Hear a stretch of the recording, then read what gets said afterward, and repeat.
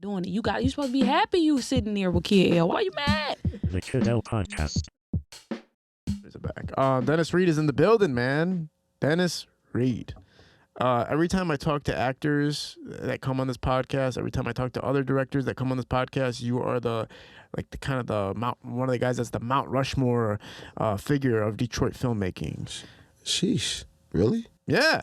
Your name comes up more than anybody else's when it comes to filmmaking in Detroit. That's a blessing, man. Yeah. I work hard. How long have you been making movies for, man? 12 years. 12 years now. Now, when you first started, was movies the only thing on your mind, or did you have other entrepreneurship endeavors before that? Movies the last thing. I started doing books. So I started in books. Then I started doing plays. I own bars, I own restaurants. So I've been doing all that stuff first. And then I realized that you could go watch a play and you got to get 2,000-3,000 people to come watch it that day, maybe 2 days. Or you could you could make a movie and you could let them watch it when they want to watch it. Yeah. So it just made more sense. Yeah. That's how you came across that well, when you dived into movies, did you even think that there would be a such thing as like Tubi and stuff like that? I was dealing with Amazon Prime then. So I was already doing dope. That was like Tubi just came. But I was already dealing with Prime and I was about to do something with Netflix. So I was already doing other things, you know what I mean? Like Tubi just became a blessing. It's like when Tubi started, I remember it was like me and Moolah was both with this one company, and I remember when she was like, "I'm gonna put you on Tubi." I'm like, "No, you're not." And then I had just made a check for like $30,000 from Prime. And then I got the Tubi check, and I'm like, "Fuck Prime." That's exactly what happened. Was it like significantly more money? It was like triple. Oh my God. It was like triple. Jesus. It's a blessing. Like, I always tell people, like, if you really want to do movies, you really want to do television, especially if you're doing anything that's micro budget, Tubi is the way to go. Yeah. But if you're doing a big budget and you don't have no names, Tubi is the way to go. It's not like everybody on Tubi winning. It's a small percentage of people that's winning. But that small percentage of people that's winning, they winning. And I'm happy to be part of the reason why they're winning. Yeah. Well, you've opened the door for a lot of people to find this as a venue for making a life living. Like, you can literally make a living off of making Tubi movies. There's a lot of directors in Michigan that took that avenue and it's working out for them. And a lot of actors are getting roles and they're getting paid more money because the Tubi checks are paying. So, talk about the Amazon stuff though, man. So were you one of the first people around Michigan to be making movies and just promoting them on Amazon? I was probably one of the first urban people that was doing it. It was like, it always been, like, I always tell people, it's 5 people in Detroit that was just really doing it. So it's always me and Moolah. That's what they always talk about. Then you had Darren Brown, who literally was the first person that did a premiere right near me.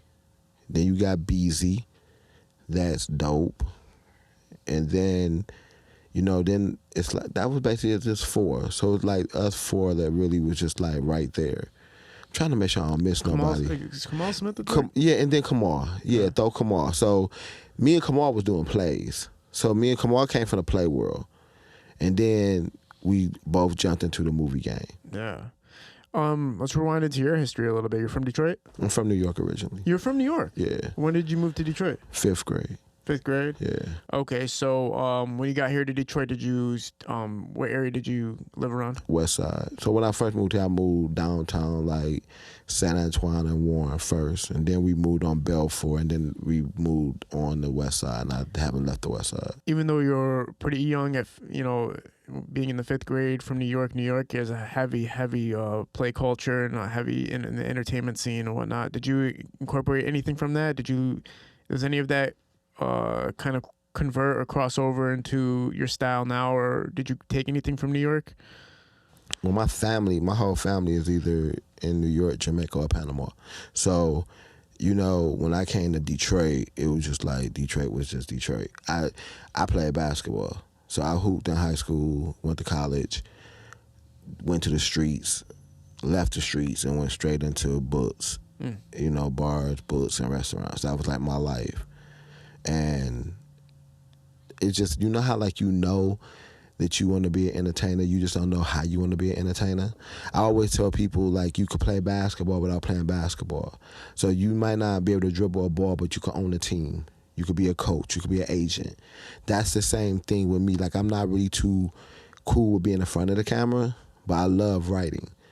Like, writing is what made me do this. I love being able to teach people how to act, showing them what's real and what's fake. You know, I know what people like. You know, like I used to listen to Diddy Black. I know what the people want. I know what they want when I do this. How were you able to get from, like you said, living a life in the streets to writing books that were making sales? Well, I got shot up in '05, and literally I'm sitting in the hospital, and you know how you just had your moment. You know, my son come in the room and like, yo, Dad, only thing I don't want you to do is sell dope. I want you to stop doing that. And I'm like thinking to myself, like, you never knew what I did, but you never know what kids know. Even though I never brought it home, you never smelt nothing, you never seen me do nothing. You don't think they know, but kids know. Do people know that about you, that you had to endure that lifestyle? I mean, a lot of people that know me know. Like, the people that I'm close to know. It used to be when I first came out, nobody really knew what I was doing. It's funny because I always, even in my movies and my television shows, I always say the person that don't show is the one that lived the longest. You know, when people don't know what you do, the police don't come from you, people ain't trying to kill you. But that shit false too, because when I got shot up, it was somebody close. You know, and you thinking that you're doing everything right. You're not buying jewelry. You're not buying these crazy ass cars. You're not hanging in the strip clubs. You're not going to every concert. You're not doing none of that shit. So you thinking that you living under the radar, but it's always somebody watching. Yeah. So you did everything right, but that was a person that you trusted that ended up being the person that turned on you. Yeah, and I wasn't doing something right. You know, it's like I always tell people, nothing right comes from something wrong. My mother told me from the get-go, if you sell dope, you either gonna get killed, go to jail, or become an addict. They leave out that you might end up in a wheelchair. They leave out that you may lose your friends. They leave out that you may lose a family member. They leave that shit out. They don't ever talk about that. They only talk about the big three, and then you thinking that's it. It's more than that, you know, and it's so many other ways to make money. And that's why I'm glad that the movie thing is doing what it do, because now you got hustlers doing the movie thing when they couldn't do the music thing. Damn. You know, so it was like either you gonna play basketball or you gonna do music. Well, now you could do movies. It's like another avenue. And every hustler is a hustler. I don't give a fuck what you do. If you doing music and you grinding, you a hustler. If you doing movies and you grinding, you a hustler. It's the same thing with the streets. I tell street dudes, I'm like, yo, man, if you literally put what you put into the streets in this shit, it might change your life. Yeah. You're going to take a loss. Everybody take a loss. When you sell dope, you take a loss. You didn't get your clientele up overnight. It took years to get that. So you can't go into the movie thing thinking that you're just about to make $1 million. It took 12 years for me to be where I'm at. And when I say 12, I mean 12. Yeah. And when people fuck with me, I give them the cheat code. So like when Dewan Ford started, that's my brother, I gave him the cheat code. When other people in Detroit started, I gave them the cheat code. Then for me to be able to literally make, last year I think we made 5 millionaires. Like, not no bullshit millionaires, 5 millionaires, and I don't know how many 100,000aires I made last year just from owning Homestead and DR2 Productions. It's like, what the fuck? That's what I felt God brought me here for. I felt like he brought me here to not just change my life, but to change everybody else's. Now, you're saying the positions that you put people in and the opportunities you found for people allowed them to become millionaires. and this is off of your blueprint, something that you figured out, and your friends and people you say like are close to you, they're gonna get that information from you. And not even people close to me though, because there's people in North Carolina, there's people in Atlanta, there's people in Alabama that I made money for, in LA that I made money for, that my company made money for. Like when me and my 3 partners started Homestead, we literally, I remember the phone call. Like, yo, can we put this thing together? We put it together not knowing that 600 movies later that we was going to be making the people the money that they're making. Man. Like, it's crazy. When you started writing books, was it instant success? Hell no. How many books did it take before you found success? The first book did crazy. It just took a year to do crazy, you know, and then I felt like that was God, though, because God plays with you. He plays with you to see how serious you are about this. So when I sold Dope, I literally had a crazy, you know how like you have a lot of money and somehow all the money disappears. I felt like God took every single dime of that money from me for when I started doing this. It would not be saying it was because of that. So when I made my first million, the very first million, that year when I made that first million, it came the year that I sold the house. So the last thing that was attached to the drug money was the house. We had that house, we put the down payment on that house, it came from drug money that I had. When we sold that house, that year was the first year I made $1 million. Wow. And that was just all God. That had nothing to do with nothing. Like, I had been grinding. I had been doing good. I had been doing straight. That was the year that it hit.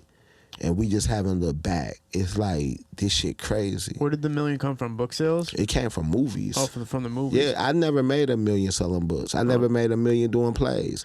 It came from movies. What was the $1 million breaker for your movie? Which movie was it? First Lady 1. Okay. First Lady 1 is what, like, I had did True Law, I did Indictment, I did I Declare War. When I did I Declare War, that's how God worked. I still had the house. I gave it to a distribution company. That company took $2 million from me. Distributor took $2 million from me. We shut them down. Like, literally, me and my lawyer, the dopest lawyer ever, she shut their ass down. They took $2 million from me, took millions from other people, didn't pay.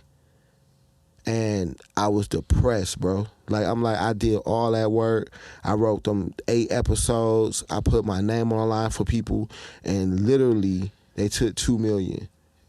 And people didn't even believe. I'm like, well, it's all in the LA Times. Just look. And that's when I found out that the movie game is worse than the dope game. It's the exact same shit. You know, when you fuck with a bad distribution company, it's fucked up. And that was one of the things when we started Homestead. Like, I was with a good distribution company that I felt was good, but they wasn't good for me. They wasn't good for my culture. They was robbing my culture. They didn't give a fuck about me. When they was going to Cannes, they wasn't taking me and Moolah shit to Cannes. They was not taking First Lady. They wasn't taking Plug Love. Your 2 biggest movies on your platform, you not taking. You taking all the white movies. That's all the fuck you was taking. So when it came time, I remember me and T was talking. I'm like, bro, we need to do our own thing. We need to start our own distribution company. And T ended up doing his thing. I ended up doing my thing with Homestead. And I just, when I talked to my partners, I remember telling Sean, Rob, and Lynn, I'm like, look, what we need to do if we're going to do the distribution company, we need to be very transparent.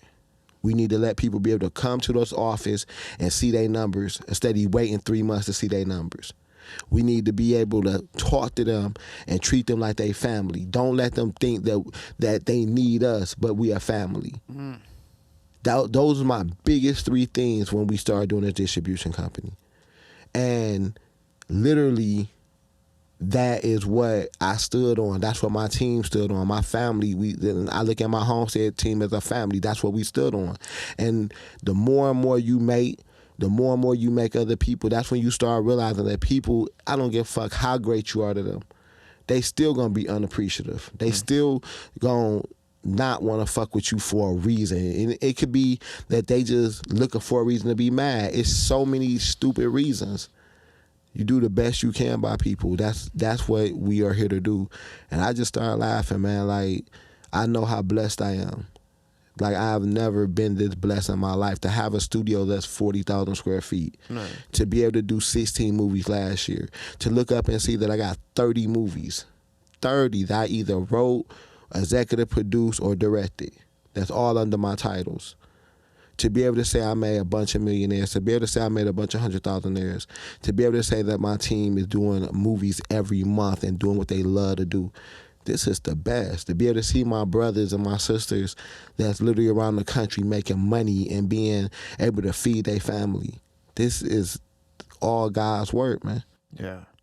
And it all starts with, the first production that you put out there, right? That's the basis of everything, that you can build the craft and hone your craft and start networking and building your team and everything like that, right? Walk us through the first movie and walk us through the process of your first time directing and being a part of a movie production. My first movie was True Law. Yeah. And I don't know if you know Black Noah. Have you met him yet? What's his name? Black Noah. We call him Fruit. Okay. So he the one who did this song called Still Got the Work. So Fruit, Black Noah is like my big brother. Like, if you know me and Fruit, we are really like brothers. We argue, we fight, we don't talk to each other for a month, and I look up and he at my daddy house chilling. Right? This is my brother. And he I had did True Law, and I did some plays, and he had did the plays with me. He was the first person to invest in me. And we literally was like, we gonna do this movie. So we did True Law, and when we did it, bro, this one, I ain't gonna say his name because he I'll say his name, a guy named Randy. Randy was like, he wanted to do a movie too, and it was gonna be his first movie, and I don't think he really knew what he was getting himself into. So he filmed the movie, but when it was time to to edit it and have it to the movie theater in time, he didn't come through. And me being 47, understand more than it was 12 years ago. Because then I felt like he was on some bullshit. Now that I look back, he just didn't know. He was growing too. You feel me?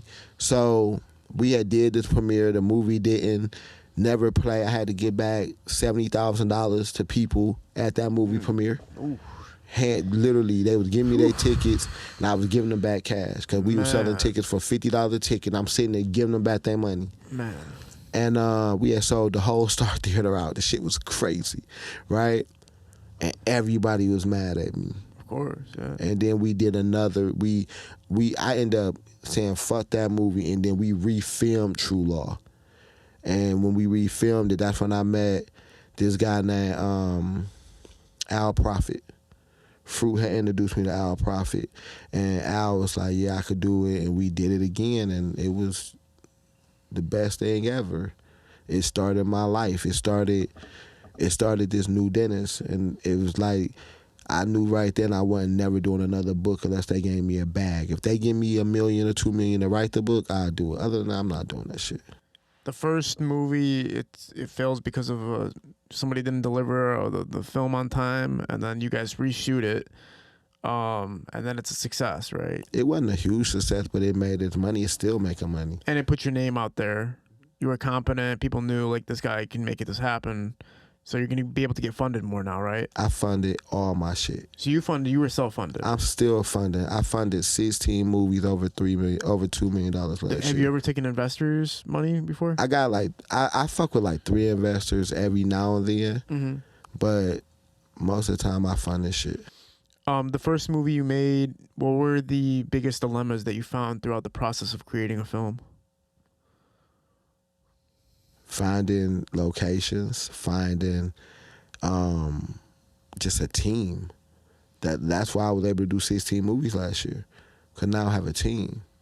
You know, finding a good editor. Editor is everything, bro. You know, like that was one of the things with True Law. We had 3 people that was trying to edit the movie that kept on saying they were gonna be done in a week. They're gonna be done in a month. And then, you know, I'm thinking that it took 3-4 months to edit a movie.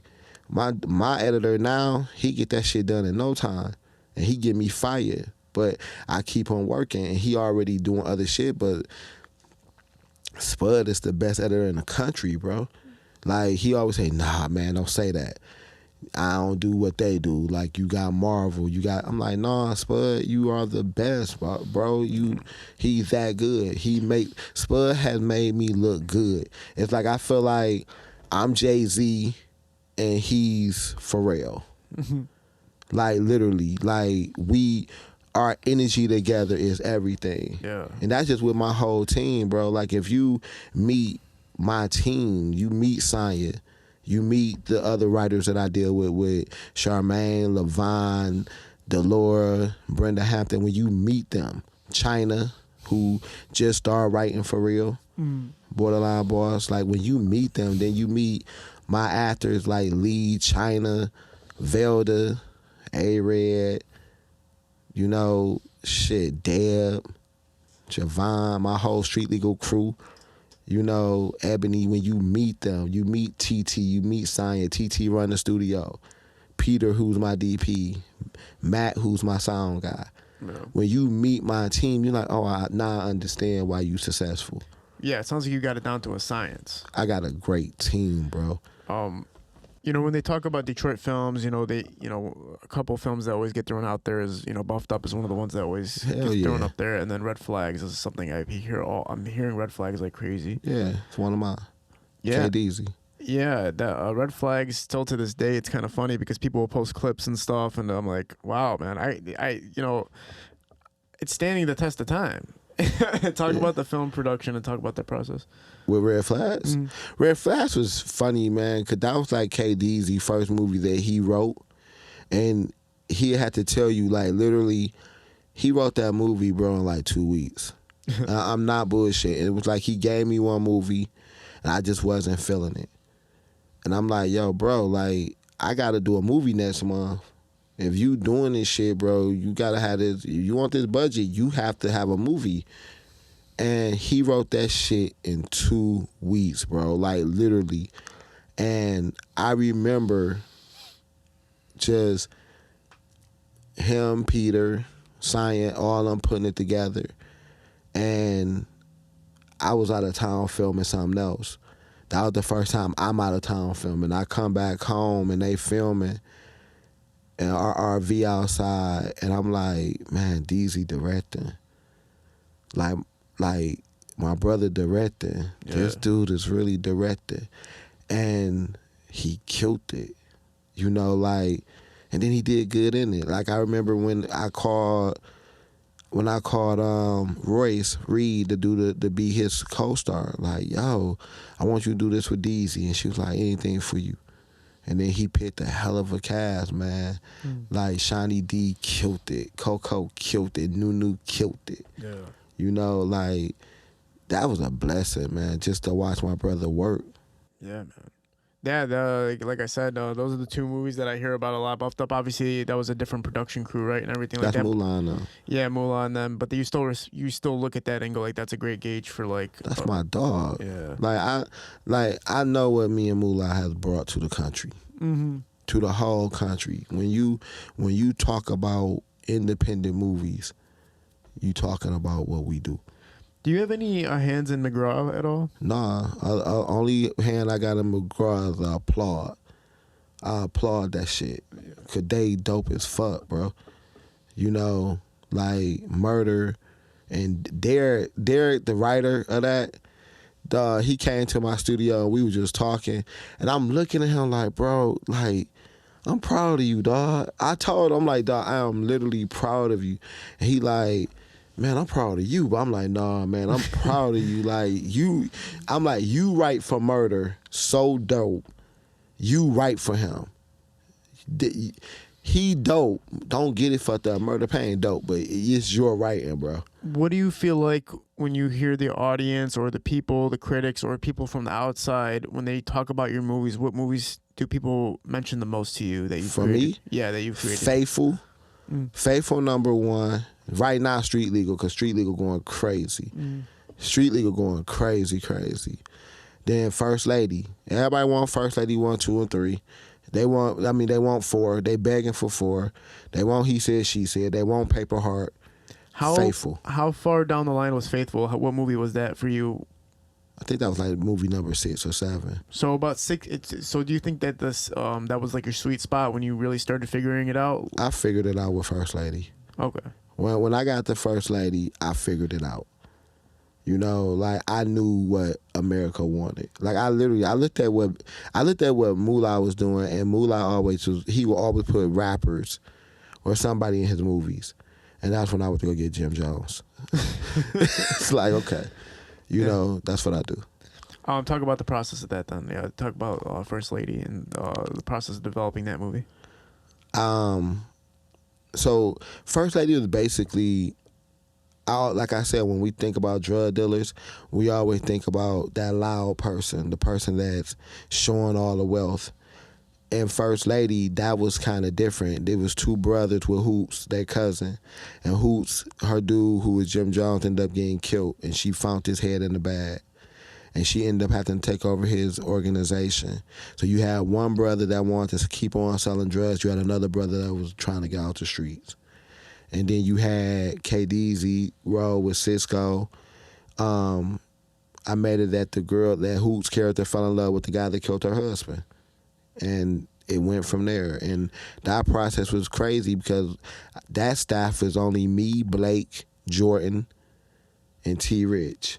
That was our whole staff. So you're talking about behind the scenes, there's only about 4 people behind the cameras and stuff? Yeah, it was literally Blake on the cameras, T. Rich doing sound, and Jordan doing lights. So you guys were able to keep a very small staff and still have a great outcome as far as profit and as far as the outcome of the production. Yeah, now it's a lot different. I got a staff of 20 something. Yeah, which is crazy because when you watch a movie at the end, the credits are 100 credits long. Yours sounds like, what was it, probably 30 people including the actors? No, it's a little bit more. Literally, I employed 600 people last year. Oh no, I'm talking about the movie First Lady. First Lady, yeah. It's only 30. It was with actors and everybody 25 people, bro. So the shortest credits of all time, probably. Yeah, and now that's pretty cool. Now I have everybody got a damn assistant. So you're proving basically, and you've proved that you can create a successful production with minimal amount of team implements, right? You don't have to have the craziest cast of all time to make a very successful movie. Nope, you don't. You gotta have good writing, decent acting, good production, great sound. Sound is very important. Yeah, what's going on these days with movies, man? Like these the Tubi movies that are coming out, the last consideration they have is the sound these days. You're watching them and you're like, it sounds like it was filmed on a cell phone or directed to camera. I don't look at Tubi movies. You don't look at them. I look at movies that I know the production gonna be dope, and I don't Tubi is just a streaming platform. The movies could be anywhere. It's just a streaming platform. So when I look at a movie, I'm gonna look at something that Mulan do, something that Rocky Black and Janae gonna do, something that Dewan Ford gonna do. I'm gonna look at their shit because I know it's gonna be quality. So do you? How many movies do you have on Netflix? I don't have none with Netflix. I only got stuff on Peacock and Tubi right now. It's interesting for upcoming filmmakers and for people who want to break into the film scene, especially in Michigan. I'm sure they're very interested in just the process of it. When you create a film, which is its own process, how do you convert that into Peacock picking it up or into Tubi picking it up? That's the thing. I'm distribution. I own Homestead. So by me owning Homestead with my partners, we literally are the aggregators to get you to those platforms. So we have relationships with Peacock, we have relationships with Tubi, BET, Netflix, Vudu, Vimeo. How do they decide how much money they're going to give you in a contract or a deal, or how do they determine how much money you're going to make off the film that you gave them? So that's the difference. So with Tubi, that's why that's the reason why most of the movies that I deal with go to Tubi. Because Netflix will offer you a deal of like, they look at our movies as low budget. No celebrities for real. The production is not going to be what other people's going to be. Mine is now. If you look at my movies, my shit, it look like it's costing millions. You know, it's costing a lot more now. But now, you know, they gonna offer you $125,000 for 10 years. That ain't no money, right? You give it to Tubi, you might make $125,000 in 3 months. You might make $600,000 in 3 months. And are they paying you based off the streams, or are they off the offering you commercials? Off the commercials, Mm-hmm. okay. Did they ever offer you a deal up front, like, okay, Dennis, like we know you're coming out with this new project. Here's the money up front for it. That's what they did right now. That's what they did with. That's how Street Legal ended up being a Tubi exclusive. So I didn't do a Tubi original deal because to me that just wasn't for me. Tubi exclusive, we licensed it to them for a year. A steady license to them for 10 years. They gave us a bag for that. Wow. So now, like, Street Legal going crazy. Everybody talking about Street Legal. It been the #1 television show for like the last 2 weeks. And season 2, they're going to have to give a bag if they want it. And Tubi is the primary way that people are viewing your movies, empty Peacock. Yep. So how do you feel when you see people on social media kind of making fun of Tubi movies, like when they point out like the flaws? They should. They should always do that. If you ain't doing your shit right, they should do that. Yeah. You have to put shit out that people can't talk about bad. If your acting ain't good because you not rehearsing, if your shit ain't lit up because you too cheap to do lights, you know, and don't get it fucked up. Like, I understand budgets and I understand not having. I also understand sacrificing though. So if you don't know how, if you can't afford to get somebody to do it, then you have to learn how to do it. The one thing that we know is Google University is real. You can learn anything on Google. So if you want to make a decent movie, take time to learn about your craft. You know, and your first movie, would you make mistakes? Yes. Is your first movie going to be better than is your 10th movie going to be better than your first movie? Yes. It is. It's going to be better. You know, when you're dealing with actors, celebrities, rappers, right? You're putting rappers in the movies. You're dealing with a lot of different type of personalities and professionalism level scales. You know, I've been hearing like horror stories of like females acting like divas. I'm hearing that you know, rappers won't do certain roles or they won't commit to a certain scene because it might make them look a certain way. Don't pick them. Don't pick them. It's that simple. Yeah. You pick somebody that want to fuck with you. Don't beg nobody to fuck with you. Your movie is going to do more for them than they're doing for your movie. You know, when a person see that you can act, like, you know, when you do music, they don't see your face. When they watch a movie, they know who you are. So when you out at that gas station, who they going to know first, the voice or the face? Yeah. So you have to remember that. You have to remember that you are the bag. So if a rapper don't want to be in your movie and want to act a certain way, you go get an actor that's going to do what you need him to do. Yeah. And I love rappers. Like, we had KDZ is a rapper, bro. Yada is a rapper, bro. I fuck with them. They're my brothers. You know, but I'm not working with you if you ain't trying to make my shit fire. I remember the biggest thing that I was noticing a lot is scheduling is the biggest conflict that can happen in most productions, especially when you're dealing with people that aren't under contract or, you know. I got contracts. You have contracts with every single person? Everybody that comes with me is under contract. Okay. So when you're doing a set, when you have a shoot, everybody that's coming to that set has a contract. Everybody that works for me during that 10 days is under contract. Right. And I will sue your ass. Right. I'm like dead that. Ass serious. I like to hear that because people disappearing on set, right? Like, you'll have maybe the main lead will need to be there for a shoot and then he won't be there. What do you do? Bro, I'm not fucking with you no more. Yeah. But I don't have that problem. Man, I don't have them problems. I don't have them problems. The people I fuck with, I fuck with. I don't have them problems, bro. You not coming to my set high. You not coming to my set drunk. You coming on time. I have the best team. We vet people very well. Sonya vets you very well. Yeah. You know, Robin vets you very well. You know, I literally, I could be in my office and Naja could say, yo, D, that person gonna be a problem. Don't fuck with him. We not fucking with him. We don't do problems on our set. Right. You know, I had one issue 4 years ago, and it wasn't. They didn't even make it a set. They didn't make it. You know, and I had gave them a deposit of some cash, and literally sued their ass for not coming. And got my money.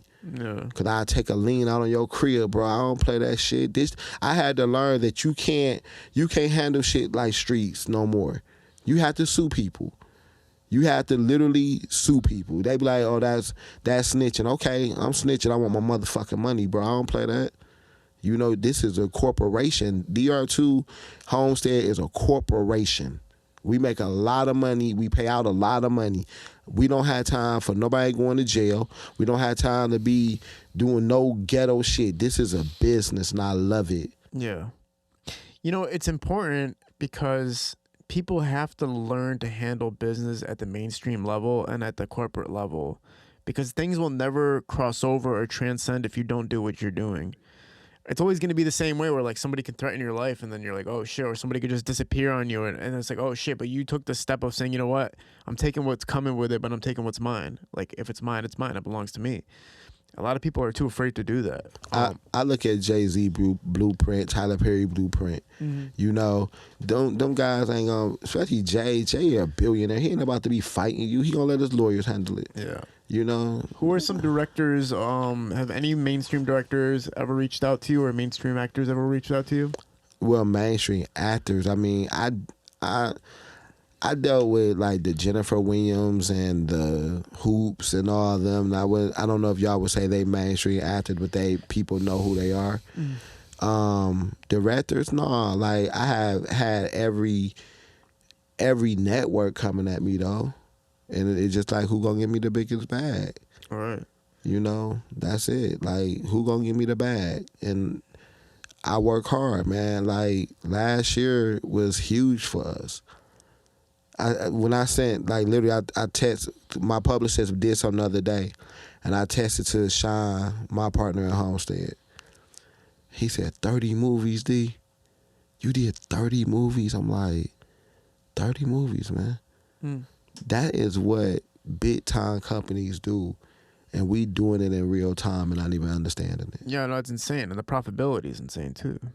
That's insane, man. Like, that's why I was asking if mainstream directors ever reach out to you, because like you guys are making equivalent to, I'm sure some other production companies are making that back, or profit wise or whatever, right? I know. You do? I know that I do better than most people. Yeah. But that's God, bro. What's like the cumulative gross of all of your films together, do you think? Shit. I don't know. Shit. First Lady 1, 2, and 3, like 12 million. Wow. So I don't know. You think you broke 100 million off of movies? Hell no. When I'm $100 million man, you gonna know. Like, well, you don't have to be $100 million man. Did your movies accumulatively? No, it hasn't. But okay. But like when I'm that, and I'm going to be that, I'm going to be a billionaire. I know I'm going to be a billionaire. I know. Because billionaires make millionaires. Right. I have made millionaires. Or when you look at the infrastructure for Detroit movies, right? Everybody's hopping on the board now. Like people, like, you know, one thing that is kind of, I do respect what you said earlier. You said, like, you know, even the hustlers that went from the streets are now going into movies. That's what you did. And I do respect that. But don't you see that there maybe can be a line crossed as far as people just knowing the system and abusing the system? Because I kind of know one area of the system, which is basically, if you're going to make a movie, you go hire the biggest comedians, rappers, and actors from the city. You put them in the movie, and then you have them promote on their social media pages that they're going to be at the Fox Theater on Friday to promote this movie, and they're going to be able to sell the tickets out, full seats, everything sold out, you know, and people can take advantage of that system and not have any real creativity behind it. The premiere is not where you make your money. The premiere ain't shit. The streams is where you make your money. You still have to do a good movie. It's no cheat code to a good movie. Well, the only argument is that if I know you're saying that the movie theater doesn't make back all of the money and everything like that, but The if you premiere, look you're at not people making who no are money. The premiere, you're not making no money. If you made $20,000, $30,000 at a premiere, that's not no money, but bro. I know people who are shooting the films for like 10,000. Yeah, like 5,000, and they're just Yeah. like doing that 3 times a summer. Yeah. That adds up. That could be. Yeah, dog, that's their hustle. I don't care about that. Yeah. Like, if they doing that shit for $5,000, $10,000, right? And they making if they make 100 bands for the year, Yeah. and they not hitting us over the head, make them fucking movies, bro. And I'm rooting for you. Make your movies. Okay. Like I see. The thing with me, I don't care what that other company doing. I care about what DR2 doing and what Homestead doing. Yeah, right on. And I care about, and then I care about my tree, right? My tree is like the DeWine Fords, the Breezes. Breeze just did Energy. That she's part of my tree. I care about the people that come from where I'm from, who dealt with me directly. I care about what they do. Dewan, when he came on here, he talked about the movie sale, the movie premiere ticket sale prices. He talked about they're expensive, like $50 a ticket. $25 to $50. Yeah, and then the VIPs and all that stuff like that. He was saying it's a little bit too extreme. What do you think about that? Nope, it ain't. That's Dewan. That's Dewan take. If Dewan want to give away his shit, that's Dewan. Dewan has got a good heart. But my thing is, I can't tell somebody how to make their money. It's like with rappers, right? When they do a show, if they charge $1 million to do one show, I'm not about to trip on that. If they able to get $1 million for one show, I'm not tripping. If they got to do 10 shows to make $1 million, I'm tripping. If they could do it one time, I'm happy for them. Like, I ain't counting nobody else's pockets. The only pockets I'm counting is mine. I ain't. You ain't gonna never see me on nothing telling somebody how to run their business, because that's just not me. I think how anybody do it, that's how they do it. I love Dewan. Dewan kills. Right. I think because when you look at the fundamentally, when people were creating movies in the first place and the culture behind it and the business behind it, there was some ethics involved in it initially, but the ethics sort of faded over time, because when you turn making movies into a marketing scheme, it takes away what a movie is supposed to be. No, it don't. Why not? Because it's not a scheme. They made a movie. They still gave you a product, bro. By propagating the actors and the rappers that have a social media following. Put it this way, without social media, those movies would never make a profit. You don't know that. I do, because... You don't, because when I did True Law, that did $70,000. That first thing, and social media was not prevalent. I'm not saying your movies aren't good, man. No. What I'm saying is but what I'm saying is, it's just like any concert. It's just like any comedy show. You go to a comedy show, the comedian might not be funny to you, but he still got up there and did his craft. He should be paid if you going in there. Well, put it this way. When a social media comedian who doesn't do stand-up goes to do a stand-up tour... And terrible. It's going to be terrible, right? And then he's never going to be able to do a show again, because the reviews are going to be out there that this was the worst show ever, and then nobody's going to fund it or promote it or give him any type of executive producing or anything like that. So, in essence, that's the same thing with the movies. When you're going to taking a Jack Funny, a Jack Pot the Juice, a Crystal the Doll, and you're throwing them in a movie, and they're just like letting them film, and there's no script, and there's nothing really going on, but they're going to promote this movie, that's where the ethical aspect of it's like you're taking people's money for a product that you didn't give a fuck about. And I'm not talking about you. I'm just talking about what's happening right now. But that's the thing. I don't think that I do not think they don't care. Okay. Like, they just don't know. It's like when I did my first one, I'm a writer first. I am a writer. That's what I am first. I'm a writer. So anything that I do, I'm writing that shit. Everybody not a writer. Like that guy that's doing that movie, that girl that's doing that movie, she probably or he probably wrote what they thought was really good, and it just happened to be terrible. We just happened not to like it. But that doesn't mean that they didn't put their heart in that shit. Okay. You know, it's like my first movie was good. Movie number 30 is the shit. How do you think, as a director, you've enhanced your ability, and even just being a producer and everything that accumulates with being a filmmaker? How do you think you've progressed, and what do you think you've been building to get you to this point that you're at now? I learned patience. I learned patience. I've learned not to rush. I learned how to talk to people better. You know, it used to be a time like when I did True Law, you could come in with Frappuccino and I asked for coffee, I'm shutting down the set. The fuck? Now, somebody could down there drop dead and I got to answer for it. I learned that. You know, 30 movies, bro. So I've learned. I learned the problem. I learned the answer for every problem. I learned how not to worry. Like, I think Spud would tell you, like, because Spud hears everything when he's editing. He hear all the takes and everything. He say, D, you holler so much. That was like 9 movies ago. He said, you don't holler as much no more. Now I got Deb. Now I got Donovan. They do shit for me while we on set, before they even get in front of the camera. Like, we have a whole strategy now. Yeah. You know? So it's like college, bro. It's like being a doctor. If you're a plastic surgeon, you're going to be way better at plastic surgery 10 years from now than you was today. Yeah, unless you stop giving a damn. But it sounds like you still gave a damn enough to keep this going. Shit, man.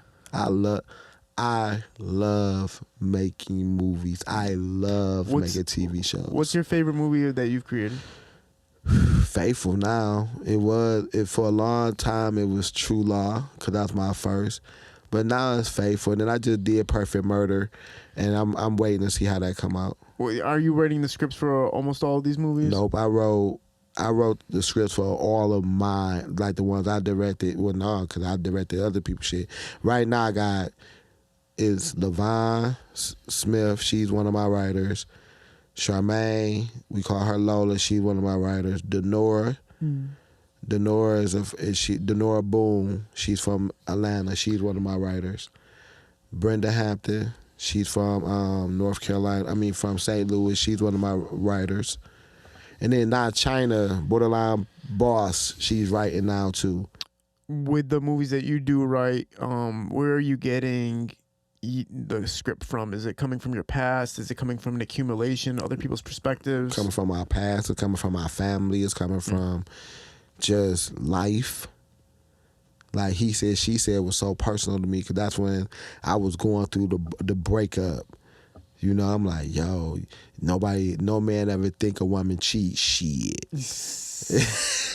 but it was cool though. Like, men cheat, women cheat. That's how I looked at it. When First Lady, it was just like, it talked about the street life a little bit, but I kept it kind of corporate.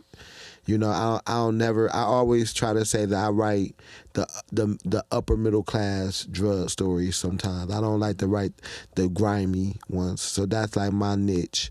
Right. You know, because you're seeing a lot of the trailers for the movies coming out now, and it's just like putting a gun behind somebody's head, throwing them in a trunk, and it's just drugs being thrown everywhere in the strip club. That's not my shit. Not you. That's not my shit. I've been in Tubi movies. I mean, I'm not calling your movies Tubi movies, but I've been in Detroit movies, and sometimes when I'm in them, I'm like, this was the biggest mistake of my life. Yeah. Because I'll realize like this. Like, it doesn't even make sense for me to be in this movie. Like, I'll just be sitting there like, why am I a cocaine addict again? Like, I don't understand how this plays. If you did my movies, bro. You think you would put me in a movie? Fuck yeah. But you have 60,000 followers, bro. I do have 60,000. The fuck? Yes, I would. 60, I would literally put you in a movie and you won't be a crackhead or drug addict. Thank you. You know, like, the shit that I do, man, it's so much past that. The movies that we about to put out right now, like, we just put out Street Legal. That is like a little urban Law and Order. Street Legal is going crazy right now. Then I'm giving you shit, The Affair, about a pastor. I'm giving you Please, China new movie. I'm giving you Obsession. I'm giving you The Perfect Murder. I'm giving you shit like that. I have left the hood shit. I'm giving you shit that upper middle class people could watch, hood people could watch and enjoy it. That's the shit I'm giving you. I'm giving you things that you could watch with your kids and some that you may not, but I'm giving you good stuff, man. I'm giving you literature. I love what we are doing. Yeah. Who do you bounce back and forth with as far as ideas and creative directing decisions? Who do I bounce back with? When it comes to my team, it's really Deborah, Sonya, Vaughn, Charmaine, and Naja. More. It's funny because I'm thinking my assistant Naja. Me and her talk so much about shit. Her and Spud. That's who I talk to. That's in my circle really heavy. Then, you know, from time to time, I would hit T-Rit. I would hit, Moolah T. I hit Darren Brown, Kamal. And who's surprised you the most with their acting as far as a rapper is concerned? Have you ever had a rapper on where you're like, how the hell are you this good? Yada. Yada from Maybach Music. Him and KDZ, them two surprised me the most. KDZ, no, I'm going to say KDZ. I'm going to say KDZ because when KDZ came and did First Lady, bro, he learned that script so fast and he killed it. KDZ low-key is one of the best actors in America, bro. Like, when KDZ really get it and he really sit down and say, I'm taking over America, vote for that dude for president because he's the shit. That's just being real. That's my brother. He's one of the people that I could be mad at and I still love. Yeah. Dude is amazing, man. The trajectory of Detroit films and Michigan films right now, obviously it's being helped by you and all the people you've mentioned. What do you see for the future of Detroit films and Michigan films? We taking over. When you talk independent movies, you talk Detroit. You ain't talking nobody else. You ain't talking Atlanta. You ain't talking New York. You ain't talking L.A. You ain't talking Chicago. You talking Detroit. We are the blueprint. And I'm blessed to be able to know that me and Moolah, Darren and Kamal and Dewan, Lisa, all of us, like literally Beezy, all of us, we are putting on for this country. And that's everything, bro. Like, I don't even like everybody in Detroit. It's a lot of people that I don't even fuck with. But when I look at them and I'm proud of them, I'm proud that they're able to feed their family. I'm proud that they're able to put people on. That shit's everything, bro. Yeah. That's the most beautiful thing to know that a city has really came from nothing. Y'all threw dirt on our industry, bro. They took the film centers away, and we wasn't even included in that shit anyway. And we made a way. Like, who does that, bro? Like, nobody does that. Yeah, the film incentives sucked, man. That was like a big hope for everybody with the tax write-offs and shit and everything, and then fucking low cost for scouting and locations, and they all got taken away. And they still ended up shooting like Transformers and shit here. And they took all the money, and that's why they took the bill away, and that was stupid. We need the film. You know why Atlanta dope? When you see that peach on them movies, they got a credit. We need to have that same shit in Detroit. And it need to start at your movies being at $50,000. I think if you do a movie at $50,000, you should be able to get some kind of film credit. Because they always want to make it that you have to have this $1 million, $2 million, $5 million budget. Most of the movies that are made in Detroit are made for under 50 G's. Mine is a little bit more. But most of we need that. You want to take care of people, bro, help them with that $50,000 film incentive money. It's like, I'm a real person, man. Like, I look at it like, if you want to stop guns, you want to stop people from killing people, do right, take away the guns for real and stop playing the stupid game. You want to take drugs out of these schools, make the laws, the real laws that's going to get them out to school. Get the right people that's bringing them in. See, we put Band-Aids on shit. You want film incentives to work, you give it to the people that's making the films. You got 1,000 people making films right now at $50,000 a pop, right? You gonna get one movie that's gonna do a lot of money? Yeah, you are. You gonna get one movie that's gonna come in and say we spending 20, 30, 40 million. But you only helping one company. Imagine if you helping 50 companies and then those 50 companies grow, and when those 50 companies grow, guess what happened? They paying more taxes again. So now you instead of you worrying about one, you worrying about 50. 50 turn into 100. 100 turn into 1,000. It's just simple math, bro. Yeah, it's all about if they believed in it or not, really, right? Mm-hmm. That's what it comes down to. Is this going to return? Is this going to work for us, or work against us if we do this? Right, so but that's how they thought about it. That's what every decision is made, pretty much, right? They didn't believe, and look what's happening now. Yeah, and we killing it. Yeah. Is there any projects you want to announce? Yeah, I'm gonna announce the ones that's about we know Street. I really need you to watch Street Legal too. By the way, I want you as a judge in episode 2. Season 2. I'm there. All right. So we got these are the movies that's coming. The Affair about to drop on Tubi. Please, Borderline Boss China, that's about to drop. Justice, that's gonna be Elle's first movie that she produced and directed, co-wrote. Then we got Perfect Murder, Obsession, Don't Look Back, Cream. Those are the 7 movies that we about to be dropping in the next 3 or 4 months. For sure. Dennis, man, gonna have you back here again to give us updates about these new future movies that are coming out. Hell yeah. Get you as an honorary guest, man. We need more filmmakers on here, man, because that's primarily what the industry I've always wanted to break into. Fortunately, at one point, I got stuck into music videos, but we'll talk about this some other time. Appreciate you being a part of this, man. We're at Parallel Sound Studio, Hilo Visuals is shooting these productions. We're out. Peace.